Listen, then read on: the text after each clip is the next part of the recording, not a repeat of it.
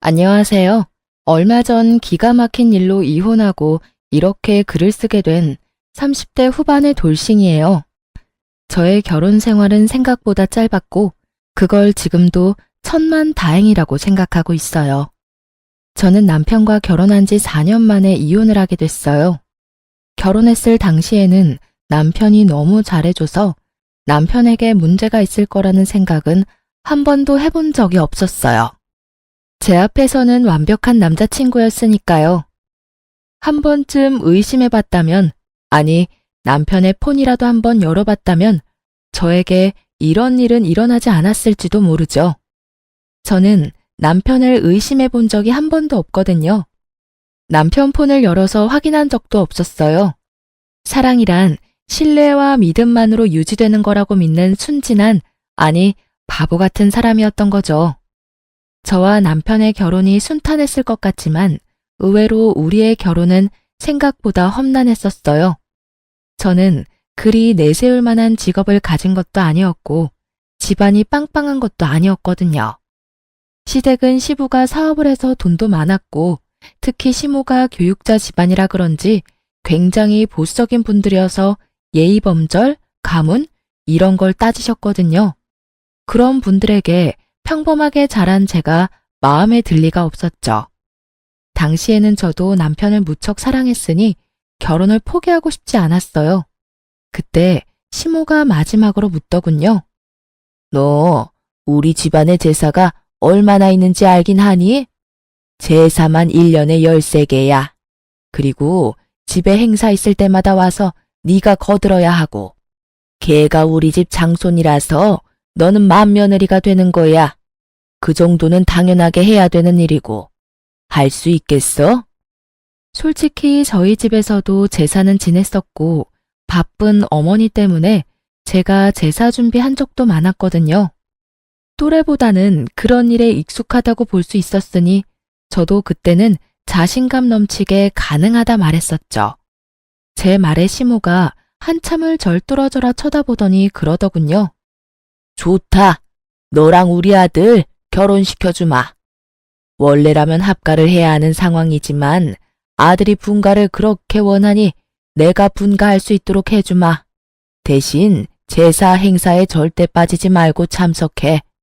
네가 못한다고 생각하면 나는 둘 가차없이 이혼시켜버릴 거야.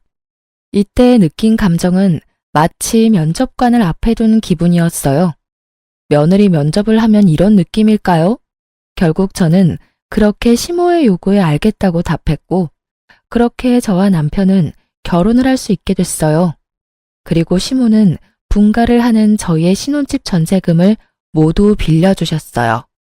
그리고 행복한 결혼은 악몽의 시작이 되었죠.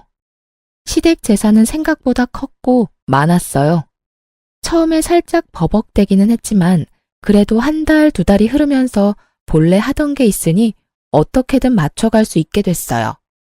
처음 1년은 시모의 짜증 섞인 말만 들었어요. 넌 도대체 친정에서 배워온 게 뭐니? 어떻게 제대로 할 줄 아는 게 하나도 없어? 너희 부모님도 참 대단하시네. 이런 것도 모르는 애를 결혼시킬 배짱이 어딨어? 저의 실패나 서투름은 곧장 친정 부모님을 향한 모진말로 돌아왔고 그런 말을 듣지 않기 위해 정말 애 많이 썼어요. 2년 차에는 필사적이었던 만큼 더 잘해낼 수 있었어요. 그런데 그마저도 시모 마음에는 들지 않았나 봐요. 네가 들어온 지 2년이 되는데 여태껏 나한테 물어보면 어떡하니? 네가 알아서 해야 할 거 아니야. 그리고 언제까지 내가 준비를 다 해줘야 하니? 이제부터는 알아서 네가 준비도 하고 음식도 해야지. 맞는 말이라고 일리 있는 말이라고 생각은 했어요. 그런데 정말 버티지 못하겠다고 생각한 건 좋은 말 한마디 안 해주는 시모와 남편 때문이었어요. 노력은 어느새 당연한 게 되고 그 당연한 걸 조금이라도 못하게 되면 질책이 날아왔죠. 이 시기에 저는 채찍질만 당하는 말 같은 존재였어요. 언제까지 노력해야 하나, 언제쯤이면 며느리로 인정해줄까 하는 생각이 들었었죠. 게다가 시모의 동행이나 일 요구가 심해지자 어쩔 수 없이 다니고 있던 직장까지 그만뒀어요. 시모가 한 달 용돈을 줄 테니 일을 그만두고 시댁 일에 전념하라고 했었거든요. 일을 하면서는 도저히 시모의 요구를 만족시킬 수 없어서 일을 그만뒀지만 마음속으로는 너무 아까웠어요. 하지만 남편과의 결혼 생활 유지를 위해서는 제가 시댁에 잘할 수밖에 없다는 생각으로 시댁에 전념했었죠. 제사나 행사만큼 많이 불렸던 건 손님들 대접할 때였어요. 아버님은 사업을 하시니 만나는 분들이 많았어요. 그런 분들을 집으로 초대하면 항상 제가 불려가서 음식도 하고 청소도 하고 했었어요. 제가 일을 잘하면 잘할수록 일이 늘어나는 신기한 상황이 된 거죠. 3년 차쯤 됐을 때 시모는 손가락 하나, 턱짓 한 번으로 사람을 부려먹을 정도가 되어 있었으니까요. 결국 그런 것들이 쌓이니 저는 스트레스가 점점 늘어만 갔어요. 그리고 정말 타이밍 나쁘게도 그때 알게 된 거죠. 남편의 화려한 이중 생활을. 그날은 정말 즐거운 날이었어요. 시댁에서 절 부르지 않았고 남편과 바깥에서 식사도 했고요. 집에 들어와서는 둘이서 와인도 한잔하면서 즐거운 시간을 보내고 있는데 남편이 그날따라 과음을 했는지 소파에서 영화를 보다가 먼저 잠이 들었어요. 저는 남편에게 이불을 덮어주고 침대로 가려고 했어요. 그런데 남편 손에서 스르륵 빠져나온 폰이 바닥에 소리를 내며 떨어지더군요. 그리고 그걸 주워든 저는 아무 생각 없이 남편의 폰을 열었어요. 남편은 한 번도 폰을 잠근 적이 없었거든요. 귀찮다고, 그리고 문제 있는 사람들이나 비밀로 하는 거라고요. 솔직히 여태껏 남편의 그런 말들 때문에 폰을 확인하지 않은 것도 있어요. 그날도 그냥 탁자 위에 놔둘 수도 있었던 폰이었죠. 그런데 이상하게 열어보고 싶은 기분이 들었던 건 어째서였을까요? 저는 남편의 폰을 열어 사진과 메시지, 카톡을 확인하고는 웃으며 폰을 내려놓으려 했어요. 정말 아무것도 없는 업무나 친구 연락만 있었으니까요. 그나마 남편 덕분에 내가 이 힘든 시집살이를 견딘다고 생각하며 폰을 내려두려다가 순간 폴더 안에 있는 아주 작은 어플 하나에 눈이 갔어요. 그걸 누르지 말아야 했는데 그 안에는 남편이 만난 여자들이 몇 명이나 있더군요. 저는 남편이 바람을 필 거라는 상상도 해본 적 없었는데 이렇게 한 명도 아닌 여러 명의 여자를 보게 되니 너무 당황스럽더라고요. 남편이 그 여자들과 약속 잡은 날을 확인해 보니 거의 대부분이 제가 시모에게 불려서 시댁에 간 날들이었어요. 저는 남편과의 결혼을 유지하기 위해서 몸이 힘들어도 제사 준비, 음식 준비, 청소까지 식모처럼 일하고 있었는데 남편은 그런 저를 두고 자기 혼자 열심히 즐기고 있었더라고요. 너무나 큰 배신감과 충격에 부들부들 떨며 혼자 소갈이하던 저는 잠도 제대로 못 자고 그날 하루를 뜬 눈으로 지새웠어요. 그리고 그 다음날 남편이 일어나자마자 묻지도 따지지도 않고 말했죠.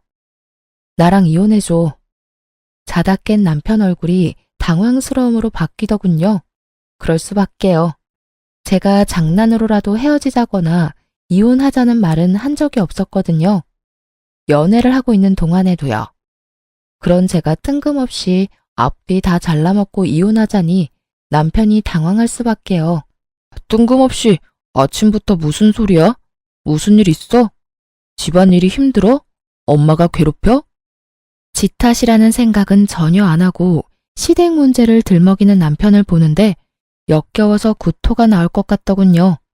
저렇게 나를 위하는 척하면서 뒤로는 다른 여자 만나면서 온갖 더러운 짓을 다 했을 거라 생각하니 진짜 너무 견딜 수 없을 만큼 더러운 기분이었어요. 시댁 일 힘들지. 내가 왜 그 힘든 일을 해냈는데? 당신이랑 결혼 생활 유지하려고 그런 거였잖아. 그런데 당신 나 시댁에서 일하는 동안 데이트 앱으로 여자 만났더라? 어떻게 그럴 수가 있어? 제 말에 남편 눈이 크게 떠지더니 아차 싶은 표정이더군요. 자신의 외도가 들켰음에도 남편은 크게 당황하지 않았어요. 미안해, 여보. 그치만 하늘에 맹세코 그 여자들한테 마음 준 적 단 한 번도 없어. 다 그냥 노는 애들이야. 그냥 그렇게 잠깐 만나고 헤어지는 그런 사람들이야. 2번 볼 사이도 아니고 용건만 끝나면 다신 볼 일 없는 사람들. 그런 사람들이랑 자기랑은 다르지. 이런 말을 들으니 기가 차서 말이 안 나오더라고요. 마음은 준 적 없고 몸은 줬다. 그러니 봐달라. 어디서 이런 미친 발상이 떠오르는지 도무지 상상도 안 됐어요. 지금 그걸 위로라고 하는 말이야? 아니면 돌려서 나 까는 거니? 그것도 아니면 지금 이 순간을 모면하려고 그냥 던진 말? 어떻게 당신이 나한테 그런 말을 해? 당신 마음이 나한테 있으니 몸은 마음대로 굴려도 된다 이거야? 내가 받은 배신감, 내가 느낀 이 더러운 감정은 어쩌고. 당신이 그딴 식으로 가볍게 미친 소리 한다고 해결될 일 아니잖아. 나도 가벼운 마음으로 이렇게 말하는 거 아니야. 나한테는 진짜 당신뿐이라니까. 봐, 어떤 여자도 오래 만난 적 없어. 당신만큼 나를 완벽하게 해주는 여자도 없고, 무엇보다 내 아내라는 자리에 당신보다 더 완벽한 여자도 없어. 그거면 되잖아. 솔직히 내가 당신을 얼마나 잘 챙겼는지는 당신도 잘 알잖아. 서프라이즈도 자주 해줘. 당신 위해서 선물도 많이 해줘. 당신 집에 있을 때는 다른 곳에 가지도 않고 당신한테 오잖아. 이 정도면 내 마음을 의심하는 것도 이상하지 않아? 난 정말로 당신뿐이야. 다른 여자들 신경 쓸 것 하나도 없어. 그 여자들은 그냥 노는데 필요한 것들이니까. 남편 말대로 남편이 저와 있는 동안만은 잘해줬으니 저도 의심하지 않았었죠. 그런데 그런 저에게 남편이 이런 짓을 하다니. 그만해. 더 이상 듣고 싶지 않아. 당신의 사랑이 이런 가벼운 것인 줄 알았으면 당신이랑 결혼조차 생각 안 했을 거야. 서프라이즈, 선물을 많이 해주면 바람 펴도 되는 거야? 나하고 있는 시간에만 충실하면 내가 없는 시간에는 다른 여자 만나는 게 당연한 거냐고. 여보, 나는 지금 이 상태에서 벗어나고 싶지는 않아. 당신처럼 완벽한 아내이자 며느리는 찾기 힘들잖아. 요즘에 누가 제사를 그만큼 지내고 시댁 일에 헌신을 다해? 어딜 찾아봐도 당신뿐이야. 당신이 있으니 우리가 이렇게 잘 사는 거고. 부모님 도움 받아가며 편하게 사는 거잖아. 내가 시댁 일에 헌신할수록 제 지가 빵빵해지고 쉬는 날 많아지니 이 상태를 유지하고 싶다는 말을 빙빙 돌려 말하는 남편놈도 역겨웠어요. 저를 시댁에 대한 방패로 세워두고 혼자 열심히 즐길 생각으로 가득 차 보였으니 말이죠. 반성을 하고 미안한 마음을 가진 인간의 말이 아니었어요. 됐어. 당신 말 듣고 싶지 않아. 나는 그냥 이혼하고 싶어. 당신이랑 이렇게 말하고 있는 지금도 기분이 너무 더럽고 귀가 썩어가는 기분이야. 이혼해. 여보, 미안하다니까. 한 번이잖아. 딱 한 번 걸렸잖아. 그렇게 바로 나랑 이혼하겠다고 하면 내가 뭐가 돼? 나도 반성할 기회를 줘.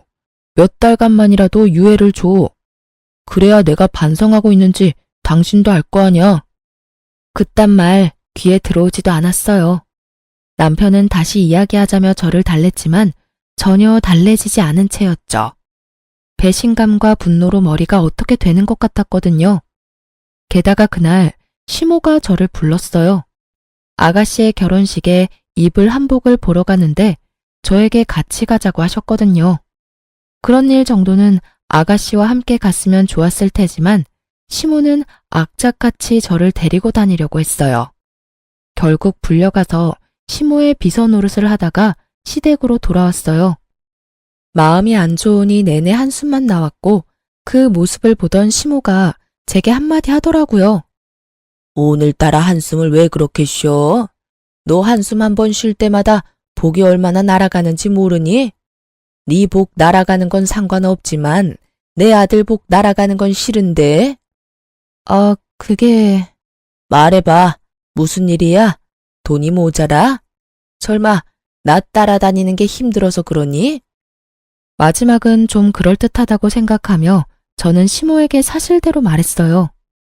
사실은 그이가 바람을 폈어요. 인터넷으로 여자 만나는 걸로. 뭐? 시모의 얼굴이 귀신같이 변하더군요. 시모는 교사를 했었던 터라 그런 일을 무척 싫어하셨어요. 시모가 완전 화내면서 남편을 불렀어요. 불려온 남편이 눈빛으로 제 탓을 하길래 저는 눈을 피했어요. 엄연히 잘못한 건 남편이니까요. 너 며느리 두고 바람 폈어? 어머니, 그런 거 아니에요.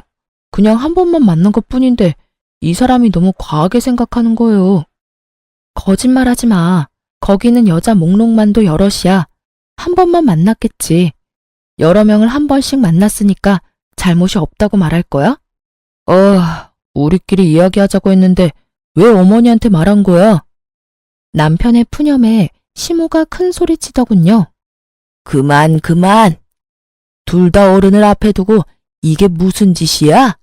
그리고 네 행동에 이 엄마 아빠의 명예가 걸려있다고 내가 몇 번을 말했어. 여자를 만날 거면 조용히 뒤탈 없는 여자로 만나. 너 때문에 아버지 사업에 문제 일으키면 우리가 주던 지원은 다 끊을 거다. 내 명의에 너희 신혼집이며 매달 주는 용돈이며 다 끊어버릴 테니까 지금 당장 내 눈앞에서 다 정리해. 혼내는 것도 참 시모답다 싶었어요. 부모님 이름에 똥칠하지 말고 뒤탈 없는 여자를 만나라니. 이럴 땐 네가 잘못했고 용서를 구해라가 답이 아닌가요? 결국 남편은 제게 조금만 시간을 달라고 했죠. 자기가 변하지 않는 것 같으면 그때 이혼해 달라고요. 필사적인 남편의 말에 딱 한 번만 용서하기로 했어요. 그날 이후로 남편은 매일 저녁 제게 핸드폰 검사를 받고 설정에 들어가 어플 다운받은 모든 기록을 보여줬어요. 그렇게 이야기가 일단락 되어가고 있었어요. 정말로 남편은 바람을 피지 않았고 집과 회사, 시댁을 드나들며 제 눈앞에 있으려 노력했죠. 하지만 한 번 깨진 병은 붙인다 한들 원상복구되는 건 아니더라고요. 여전히 저는 남편에 대한 의심을 거두지 못했고 완벽한 남편의 모습에도 빈틈을 찾게 됐죠. 그렇게 3개월 정도 지난 어느 날 남편의 바람보다 더 큰 일이 생겼어요. 그날은 큰 제사를 끝낸 다음이었는데 시모가 저한테 앉으라며 할 말이 있다고 하더군요. 남편과 둘이 그 앞에 있으니 시모가 저에게 운을 떼더군요. 네 시아버지 1년 전에 다쳐서 병원 신세 진 거 기억하니? 네, 어머님. 고관절 골절로 입원하셨다가 지금은 집에 계시잖아요. 그래, 지금 집에서 지내는데 점점 몸이 좋아져야 할 사람이 점점 안 좋아지고 있어. 거동을 못하는 건 아니지만 거동을 할 때 도움이 많이 필요하지. 여태 나랑 네 신우가 움직이는 거 도와줬는데 이제는 네 신우도 결혼하고 나면 여기 못 올 거고 나도 늙어서 힘을 못 쓰니 네가 들어와서 네 시아버지 수발을 좀 들었으면 좋겠구나. 저는 너무 당황했어요. 갑작스러운 합가 이야기에다가 시부 수발까지 들라는 말에 정신이 없었죠. 솔직히 그 집안의 제사와 행사만 도맡아 해도 일이 힘들고 바쁜데 그 와중에 아픈 시부 수발까지 지금의 스트레스보다 몇 배나 더 힘들어질 게 불보듯 뻔했어요. 시모는 언제 어디서나 저의 행동과 말을 관찰하고 검사할 테고 남편은 남편대로 이 집에 들어오면 다시 밖으로 놔둘 게 분명했죠. 어머님, 아버님 상태가 안 좋아지신 거면 병원을 다시 가보셔야 되지 않을까요? 의료 지식도 없고 간병도 해본 적 없는 사람들이 하기에는 좀 어려울 것 같은데. 여태 잘 해왔다. 그러니까 걱정하지 말고 합가할 준비나 해. 당장이라도 드리고 싶지만 일단 네 신우가 결혼을 하고 나서 짐을 빼야 너희 짐이 들어올 수 있고 전세도 계약이 종료되려면 3, 4개월 남았으니 그때까지 준비해 놓으라고 미리 말하는 거다. 합가를 하던 하지 않던 나는 너희 신혼집 전세금은 뺄 거야. 이건 선택이 아니고 확정 사항이니 그렇게 알고 정리해라. 완전 통보였어요. 마치 해고를 하는 것처럼 칼처럼 자르는 말투였죠. 남편이 시모에게 말했어요. 갑자기 합가를 하자고 하면 어떡해요. 솔직히 합가하는 게 쉬운 일도 아니고 직장이랑 거리가 있어서 여기 들어오는 것도 쉬운 일 아니라고요. 차가 없으면 대중교통을 타고 다니면 되고 없으면 자전거라도 사서 끌고 다녀. 네 직장에서 우리 집까지 편도로 30분밖에 안 걸리잖아. 이 큰 도시에 살면서 출퇴근 왕복으로 1시간이면 오히려 짧은 시간 아니니? 어디서 말도 안 되는 말을 하고 있어. 너 그렇게 집에 들어오는 게 싫은 거야? 그런 게 아니라 거기에 이미 자리를 잡았는데 갑자기 들어오라니까 그런 거죠. 그럼 집에 들어가면 뭐 해줄 건데요? 남편은 벌써부터 합가하고 자기에게 떨어질 콩고물부터 생각하고 있더군요. 우리 신혼집 전세자금 좀 나눠줄 거예요? 너 하는 거 봐서 잘하면 주고 잘못하면 줬던 것도 뺏을 거다. 그리고 매달 지원하던 건 그대로 줄 거야. 너희는 더 좋은 거 아니니? 돈 내던 거 안 나가고 받는 돈은 그대로잖니. 그리고 우리 죽으면 이 집 너희한테 그대로 상속될 거고 도대체 왜 싫은 건지 모르겠구나. 시모의 말은 구구절절 맞았어요.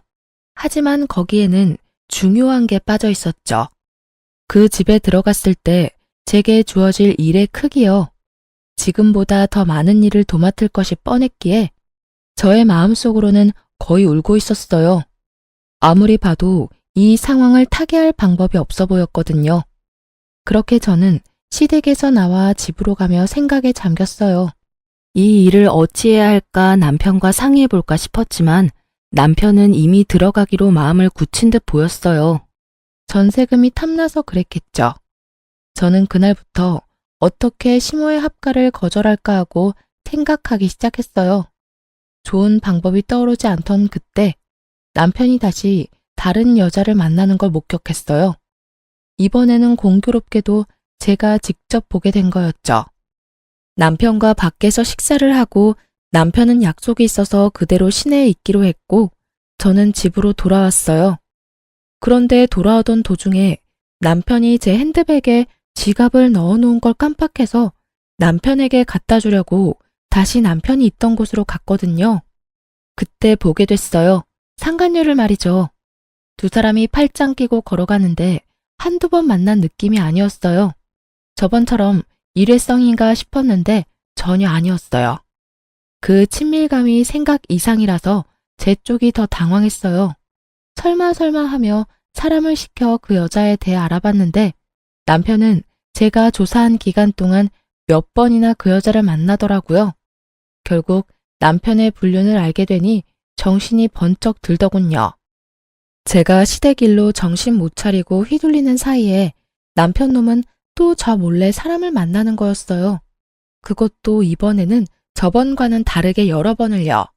시댁에 대한 스트레스, 남편에 대한 분노, 이런 것들이 뒤죽박죽 되기 시작하면서 저는 제대로 된 판단을 할 수 없을 정도였어요.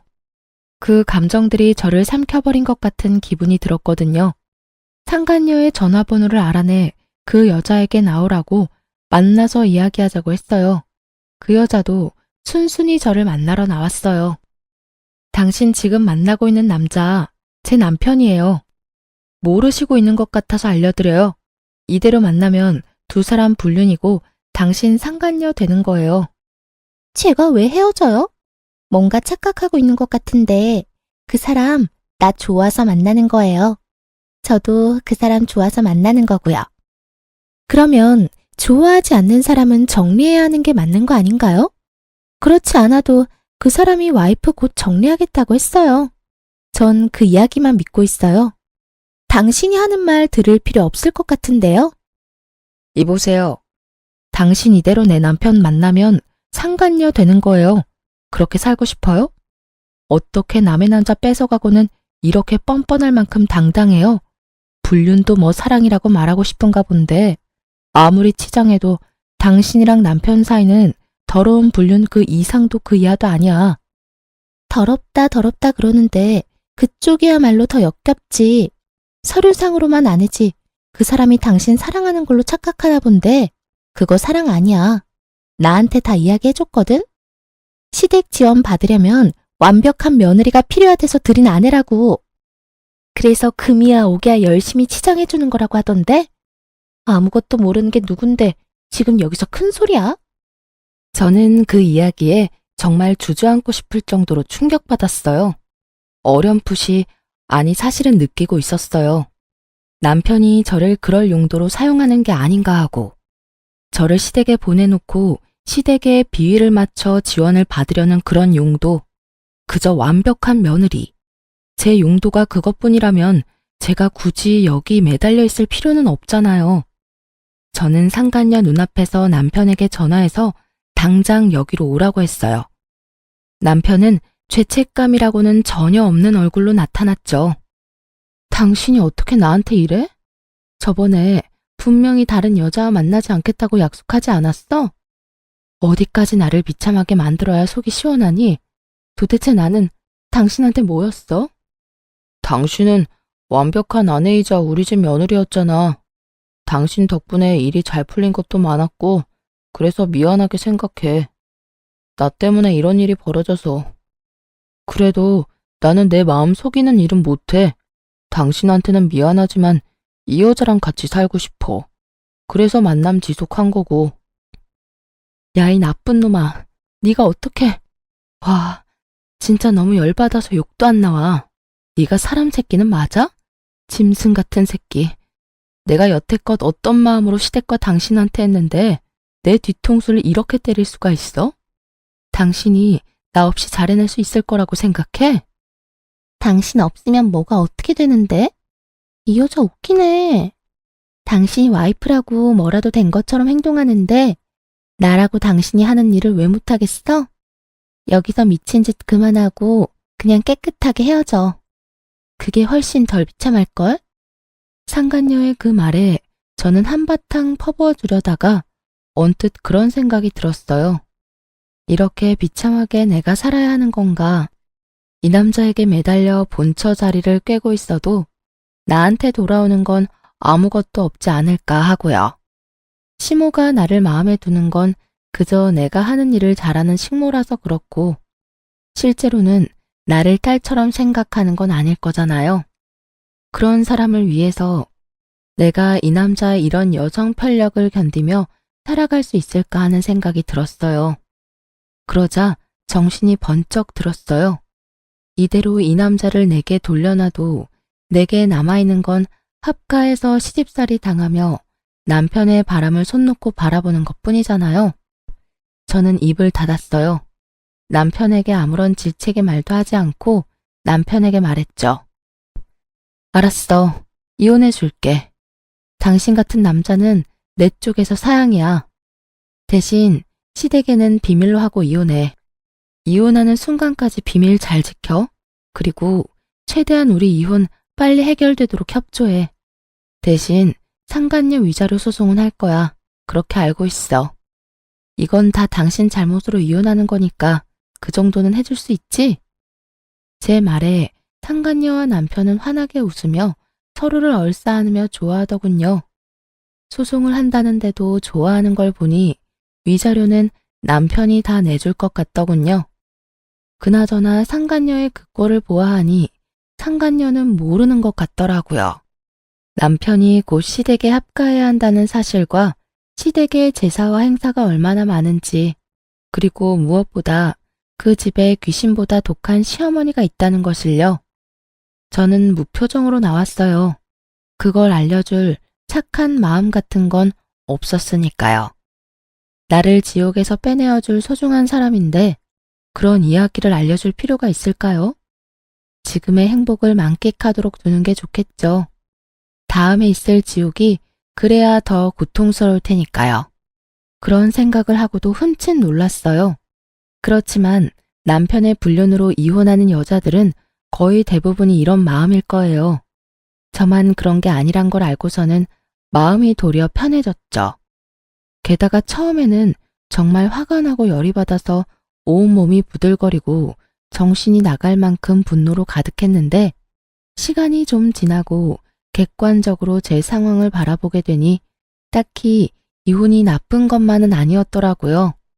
남편의 불륜으로 비참해진 마음은 이혼을 함과 동시에 너무도 편안해졌으니까요. 게다가 시댁에 신경 쓰지 않아도 된다는 건 너무나 다행스럽고 행복한 미래였죠.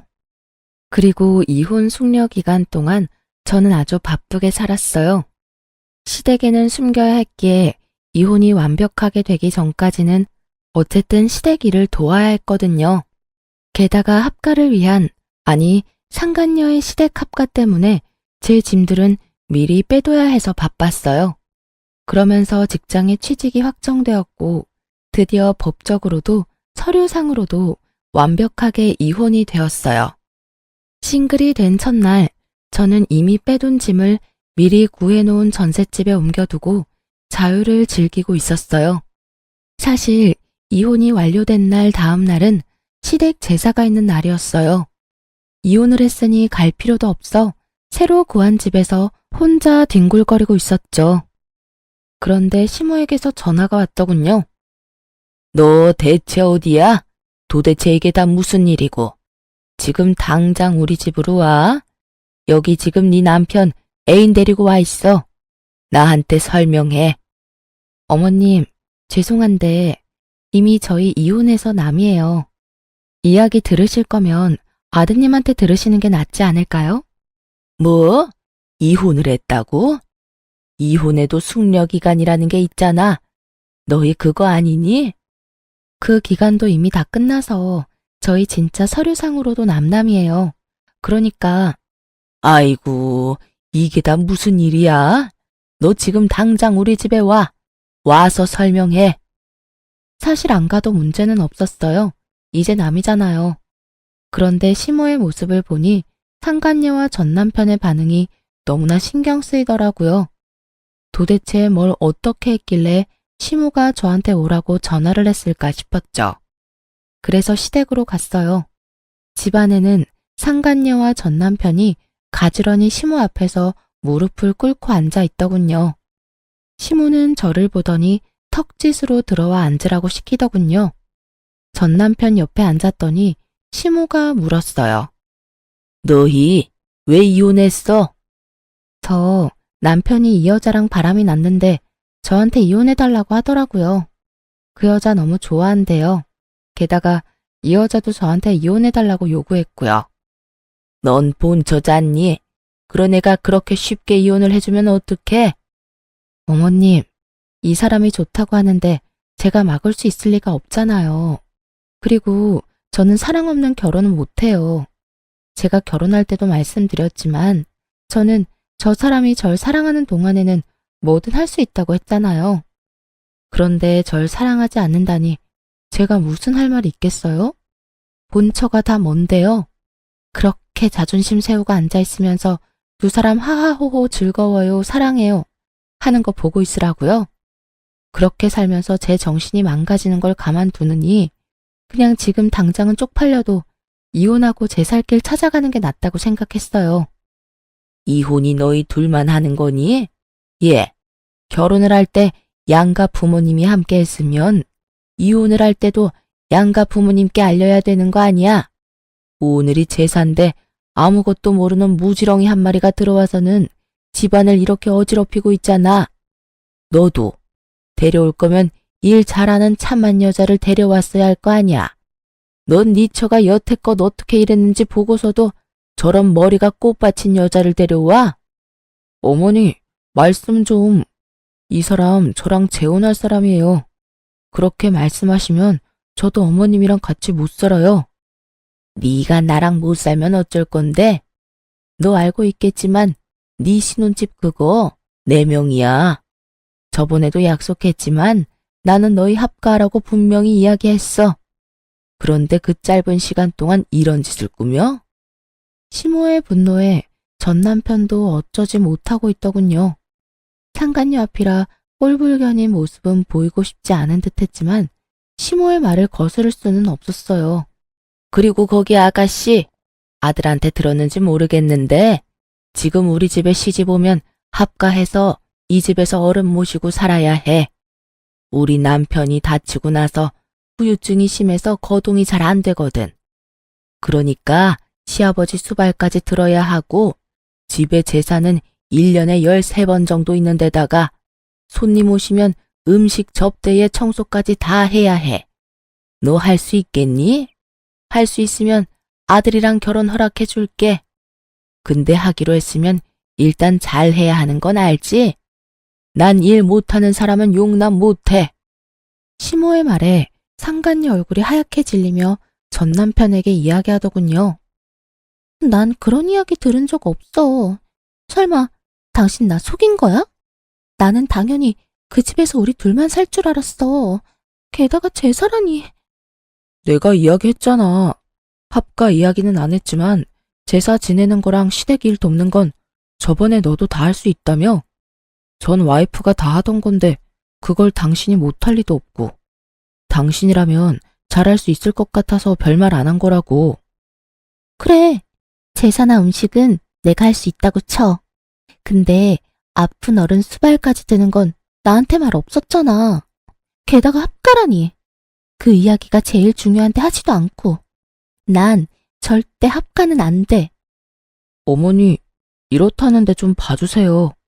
제사며 음식 돕는 건 다 할 수 있다잖아요. 저도 아직 합가는 하고 싶은 마음이 없고 솔직히 사람 쓰면 될 일을 어머니가 어거지로 하고 있으니까 이런 일이 벌어지는 거잖아요. 이 사람 생각해서라도 사람을 쓰던지 요양원을 보내는 게 맞잖아요. 저는 묘한 배신감에 휩싸였어요. 제가 고생하는 걸 다 보고 느꼈으면서도 저와는 결혼 기간 중에는 시모에게 아무 말 없었던 전 남편에게 이미 지난 일이었지만 배신감을 느꼈죠. 시모는 자신에게 대드는 전 남편을 보더니 무척 엄한 얼굴로 말했어요. 합가하기 싫으면 따로 나가 살아. 너희 돈으로. 나는 절대로 분가에는 돈 못 대준다. 그리고 합가해서 살지 않으면 너희한테 지원하던 것도 다 끊을 거고 상속도 없을 줄 알아. 네가 믿지 못할 수도 있을 것 같으니 일단 네가 쓰는 카드부터 정지하마.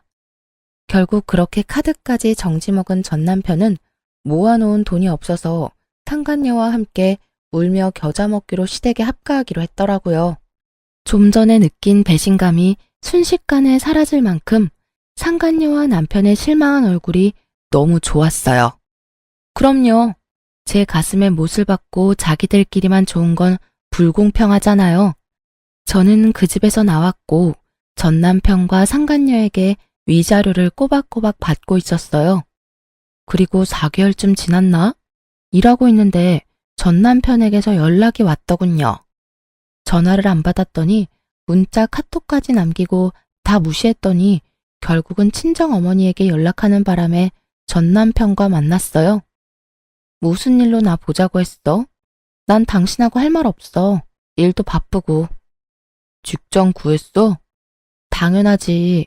여태껏 당신네 집일 도와준답시고 일 안 한 거야. 그때는 돈도 받고 있었으니까 할 필요도 없었고. 그런데 무슨 일로 보자고 한 건데? 당신 혹시 나한테 돌아올 생각 없어? 여태껏 혼자잖아. 갑자기 이런 무슨 정신 나간 소리인가 싶어서 전 남편의 얼굴을 빤히 쳐다봤어요. 어디 아파? 왜 그런 무서운 소리를 해? 아니, 그 재혼한 여자는? 그 여자랑은 이혼했어. 이혼? 결혼한 지 얼마나 됐다고. 나 때문에 헤어진 건 아니야. 우리 본가랑 잘 안 맞아서 어머니 일 시키는 게 힘들었나 보더라고. 그래서 가만히 생각해보니 네가 참 힘들었겠다 싶기도 하고. 그런 마음 두니까 미안함과 동시에 내가 좀 더 잘해줬어야 했다는 후회도 들고 그렇더라고. 제대로 된 말을 하는 놈이 아닌데 수상했죠. 그래서 더 집요하게 물어봤어요. 헤어졌으면 다른 여자 찾으면 되잖아. 굳이 헤어진 전 부인을 찾는 거야? 당신이 우리 집 일 도맡아 했잖아. 그렇게 할 줄 아는 사람 없기도 하고. 우리 엄마 성미 맞춰줄 사람도 없고. 그리고 아직도 나는 너를 마음에 두고 있어. 그때 그 여자 때문에 모진 말 하긴 했지만 정말로 당신을 놓을 생각은 없었거든. 거짓말을 줄줄 읊으며 말하는 짐승 새끼를 보니 기가 막혔죠. 헤어져 달라고 난리칠 땐 언제고 이제 와서? 그리고 엄마도 당신이 돌아왔으면 하고 있고 제사도 줄이고 병수발도 안 들어도 된대. 당신이 돌아오기만 하면 다 원하는 대로 들어준대. 분가도 시켜주고. 나도 당신 말고 다른 데는 눈길도 안 줄게. 정말로 약속할게. 그 말을 믿어? 당신도 참 순진해. 그치? 어머님이 정말로 내가 원하는 대로 해주겠다고 해? 그럴 일 절대 없다는 데에 내 전 재산을 걸 수도 있어. 여태껏 시댁 재산으로 우리를 마음대로 부려오신 분이야. 이번에도 그 돈으로 우리를 부리려고 하겠지. 그리고 시댁 이야기 하기 전에 당신이 더 문제지. 여자 만나는 거 안 고쳐지잖아. 데이트 앱으로 여자 만나던 것도 상간녀 만나던 것도 안 하겠다며 약속해놓고 약속 무시한 채 만난 거잖아. 약속이라는 말의 무게가 너한테는 깃털처럼 가벼운 거 이미 다 알아. 그럼 나한테 약속이라는 말을 해? 내가 바보야? 멍청이야? 너 원하는 대로 다 해줄 것 같은 여자처럼 비춰지는 것도 이젠 지겹다. 앞으로 이런 말 할 거면 나한테 연락하지 마. 역겨우니까. 제 말에 전 남편은 화가 난 것 같더군요. 혼자 있는 게 외로워 보여서 구제해 주려고 했더니 뭐? 그러는 너는 뭐가 그렇게 잘났는데? 잘하는 거라고는 어른들 비위 맞추는 것밖에 없으면서. 너 같은 건 나도 싫어. 아, 엄마가 너 데려와야 지원해 준댔는데 이딴 식이면 나도 그런 거 필요 없어. 잘 됐네. 그게 당신 본심이었어? 내가 어른들 비위를 왜 맞췄는데 너랑 결혼해 보려고 악착같이 그랬던 내가 참 바보 등신이었지. 그리고 한 가지만 알려줄게. 넌 능력도 없는 놈이야. 야, 너 진짜 이딴 식으로 빈정거릴 거야? 그리고 누가 능력이 없대? 너 혹시 우리 엄마한테 연락받았어? 그 이야기 듣고 너 지금 나한테 능력 없다느니 그런 말 하는 거냐고. 갑자기 급발진 걸려 당황하는 전 남편을 보며 저는 의아했어요. 이놈이 왜 이렇게 민감하게 반응하나 싶었는데 나중에 그걸 알게 됐죠. 남편이 제게 왜 다시 돌아오라고 했는지를 시모에게 확실하게 듣게 되면서요. 전 남편이 화내고 간 날 저녁에 시모가 연락이 왔었거든요. 그래, 아들 만났니? 이야기는 잘했어? 어때? 다시 돌아올 생각 있어? 나도 양보 많이 하는 거야. 예전처럼 지내게 해줄 테니까 돌아와. 너도 이혼녀 되는 거 싫잖아. 그 이야기는 없던 걸로 하기로 했어요. 그 사람이 저한테 엄청 화내고 갔거든요. 능력이 없다는 말이 그렇게 싫었나 봐요. 뭐? 아무리 애가 발기부전이라도 그런 말을 하면 어떡하니? 넌 섬세함이라고는 눈 씻고 찾아봐도 없어. 안 그래도 그것 때문에 지금 애가 속상해서 난린데. 시모가 알려준 말에 저는 웃음이 튀어나올 뻔했어요. 그렇게 여자 좋아하는 나쁜 놈의 새끼가 발기부전으로 고생하고 있다니. 그래서 능력이 없다는 이야기에 그렇게 화를 크게 냈던 거였고요. 재혼했으니 재혼한 와이프한테 말하시면 되잖아요. 왜 굳이 저한테 돌아오라고 하시는지 모르겠네요. 걔는 안 되겠더라고. 요리도 못해, 청소도 못해, 시아버지 수발 들라고 했더니 아주 싫은 티를 팍팍 내더라. 내가 똥오줌을 갈라고 한 것도 아닌데 매번 인성 쓰고 인성이 안 됐어, 인성이. 그리고 내가 이렇게 생각해보니 너만큼 일 잘하는 애도 없더라.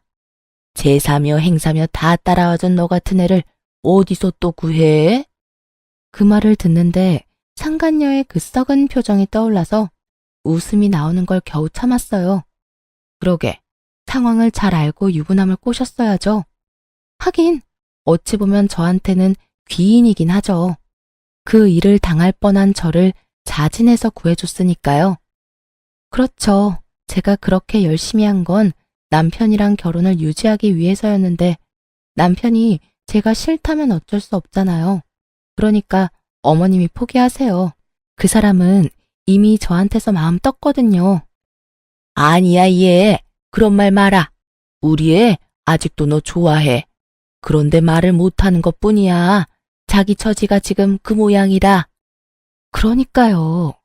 전 남편이 그 모양이면 더더욱 재결합은 어려울 것 같고요. 저도 애는 가지고 싶거든요. 저한테 말하는 것보다는 다른 며느리를 맞이하시는 게 더 나을 것 같네요.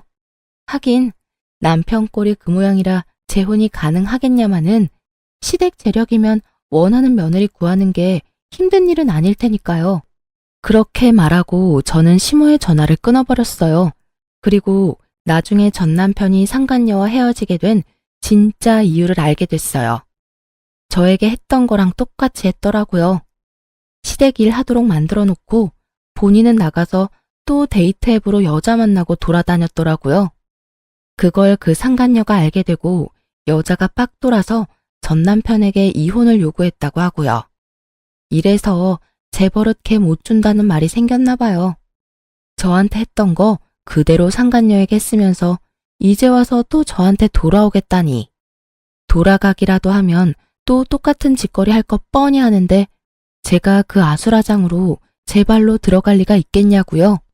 제가 전 남편에 대한 사랑의 마음이 조금이라도 남아있었다면 모를까. 고운 정도 미운 정도 다 떨어져 버린 지금 저한테 뭘 바란 건지. 게다가 본인 몸 상태가 저 모양 저 꼴이 돼서 저한테 돌아오라 하는 건 미친놈이 아닌 이상 생각조차 않을 일이잖아요. 무릎을 꿇고 손이 발이 되도록 빌어도 받아줄 확률 0%인데 무슨 근거 없는 자신감으로 그런 말을 짓거린 건지 생각할수록 답 없는 놈이더라고요. 그 이후로 전 시모는 미련이 남는지 간간히 연락해왔지만 저는 모든 연락을 차단했고 더 이상 연락은 오지 않았어요. 그리고 전 남편은 더 꼴사납게 됐죠. 그 나이에 돈 없어서 부모에게서 독립도 못하고 그 몸 때문에 여자도 못 만나고 이혼을 2번이나 하는 바람에 시모에게 혼나서 눈치만 보는 불쌍한 남자가 됐죠. 상간녀도 지금쯤 후회 열심히 하고 있을 거예요. 전 남편과 결혼할 때 상간녀는 초혼이었거든요. 첫 결혼에 호되게 당하고 스트레스 받다가 저에게 당했던 그대로 당하고 헤어지게 되었으니 자기가 뿌린 대로 열심히 거둔 거니 할 말은 없겠죠. 이혼 후에 저는 결혼 전으로 돌아간 기분이에요. 그리고 지금은 뭐든 제 마음대로 할 수 있으니까요. 글을 쓰면서 그때 일을 떠올리니 여전히 기분이 더럽네요. 그렇지만 이제는 다 지난 일이고 남들에게 허심탄회하게 이야기하고 나니 속이 시원해요. 이 사연을 다 들은 여러분도 제가 많이 답답하게 느껴지셨겠죠? 하지만 그땐 저도 시모의 경제력이 제 가정에 도움이 된다면 그 정도 노력은 할 수 있다고 생각했었죠. 지나고 나선 얼마나 바보 같은 생각이었는지 알게 되었고요. 저는 제 가정을 지키기 위해 부단히 노력했는데 시원하게 제 뒤통수나 쳐버린 전 남편에게 하늘도 노해서 천벌을 내렸나 싶더라고요. 영원히 그놈은 죽기 전까지 평생 고통받았으면 좋겠어요. 그리고 마지막으로 이렇게 서투른 사연을 읽어주셔서 무척 감사합니다. 오늘도 좋은 하루 되시길 바랍니다.